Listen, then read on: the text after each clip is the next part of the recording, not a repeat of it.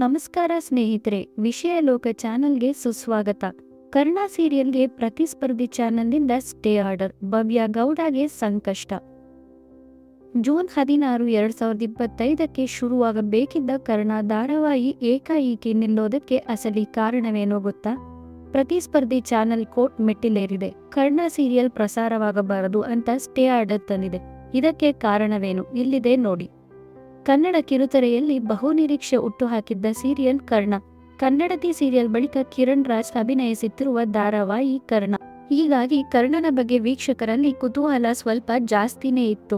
ಮೊಟ್ಟಮೊದಲ ಪ್ರೊಮೋದಲ್ಲಿ ಡಾಕ್ಟರ್ ಕರ್ಣ ವೀಕ್ಷಕರ ಮನಸ್ಸನ್ನು ಗೆದ್ದಿದ್ದು ಆಯಿತು.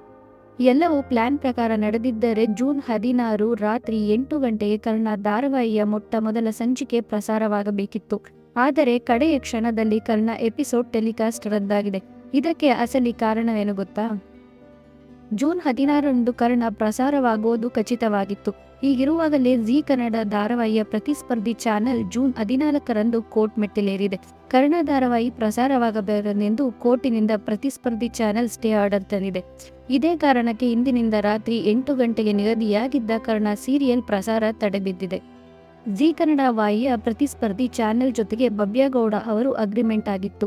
ಅಗ್ರಿಮೆಂಟ್ ಪ್ರಕಾರ ಕೆಲ ತಿಂಗಳ ಮಟ್ಟಿಗೆ ಭವ್ಯಗೌಡ ಬೇರೆ ಚಾನೆಲ್ಗಾಗಿ ಕೆಲಸ ಮಾಡುವಂತಿಲ್ಲ.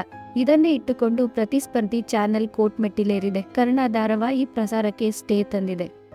ಭವ್ಯಗೌಡ ವಿಚಾರವಾಗಿ ಕೋರ್ಟ್ನಿಂದ ಸ್ಟೇ ಆರ್ಡರ್ ಬಂದಿರೋದ್ರಿಂದ ಅವರಿಗೆ ಸಂಬಂಧಿಸಿದಂತೆ ಕರ್ಣ ಧಾರಾವಾಹಿಯ ಎಲ್ಲ ಪೋಸ್ಟ್, ವಿಡಿಯೋ ಹಾಗೂ ಪ್ರೋಮೋಗಳನ್ನು ಡಿಲೀಟ್ ಮಾಡಲಾಗಿದೆ.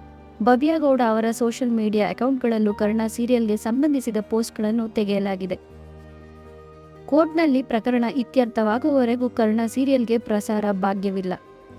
ಕರ್ಣ ಸೀರಿಯಲ್ನಲ್ಲಿ ಭವ್ಯಗೌಡ ಹೀರೋಯಿನ್ ಅಂತ ಅನೌನ್ಸ್ ಆಗಿ ತುಂಬಾ ದಿನಗಳಾಗಿವೆ. ಪ್ರೋಮೋ ಸಹ ಔಟ್ ಆಗಿತ್ತು. ಅಗ್ರಿಮೆಂಟ್ ಬಗ್ಗೆ ಪ್ರತಿಸ್ಪರ್ಧಿ ಚಾನೆಲ್ ಆಗಲೇ ಹೇಳಿದ್ದರೆ ಸಮಸ್ಯೆ ಆಗುತ್ತಿರಲಿಲ್ಲ. ಇವತ್ತು ಪ್ರಸಾರ ಅಂತ ಗೊತ್ತಿದ್ದು ಶನಿವಾರ ಕೋರ್ಟ್ಗೆ ಹೋಗಿದ್ದಾರೆ. ಇದರಿಂದ ತುಂಬಾ ಲಾಸ್ ಆಗಿದೆ. ನಷ್ಟವನ್ನು ಭರಿಸೋರು ಯಾರು? ಅಗ್ರಿಮೆಂಟ್ನಲ್ಲಿರುವ ದೋಷವನ್ನು ಹುಡುಕಿ ಕೇಸ್ ಹಾಕಿದ್ದಾರೆ. ಇದು ಸರಿ ಎಂದು ಸೀರಿಯಲ್ ತಂಡಕ್ಕೆ ಸಂಬಂಧಿಸಿದವರು ತಮ್ಮ ಬೇಸರವನ್ನು ಹೊರಹಾಕಿದ್ದಾರೆ. ಇನ್ನು ಇನ್ಸ್ಟಾಗ್ರಾಮ್ ಸ್ಟೋರಿಯಲ್ಲಿ ಡೋಂಟ್ ವರಿ ಹಾಡಿನೊಂದಿಗೆ ಪ್ರಕ್ರಿಯೆ ಮೇಲೆ ನಂಬಿಕೆ ಇಡಿ ಎಂದು ಬರೆದುಕೊಂಡಿದ್ದಾರೆ ಭವ್ಯಗೌಡ. ಅಂದ್ರೆ ನ್ಯಾಯಾಂಗದ ಪ್ರಕ್ರಿಯೆ ಮೇಲೆ ನಂಬಿಕೆ ಇದೆ ಎಂದರ್ಥ ಅಲ್ಲವೇ?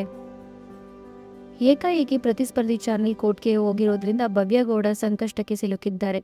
ನಿರ್ಮಾಪಕಿ ಶ್ರುತಿ ನಾಯ್ಡು ಆಘಾತಕ್ಕೊಳಗಾಗಿದ್ದಾರೆ. ಕರ್ಣ ಧಾರಾವಾಹಿಯ ಒಂದಷ್ಟು ಸಂಚಿಕೆಗಳ ಚಿತ್ರೀಕರಣ ಆಗಲೇ ನಡೆದಿದೆ. ಕರ್ಣ ಸೀರಿಯಲ್ನಲ್ಲಿ ಅದ್ದೂರಿಯಾಗಿಯೇ ಶ್ರುತಿ ನಾಯ್ಡು ನಿರ್ಮಿಸಿದ್ದಾರೆ.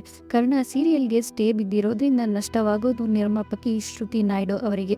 ಹೀಗಾಗಿ ಆದಷ್ಟು ಬೇಗ ಕೋರ್ಟ್ನಲ್ಲಿ ಈ ಕೇಸ್ ಇತ್ಯರ್ಥವಾಗಲಿ ಅನ್ನೋದು ಸೀರಿಯಲ್ ತಂಡದ ಆಶಯ.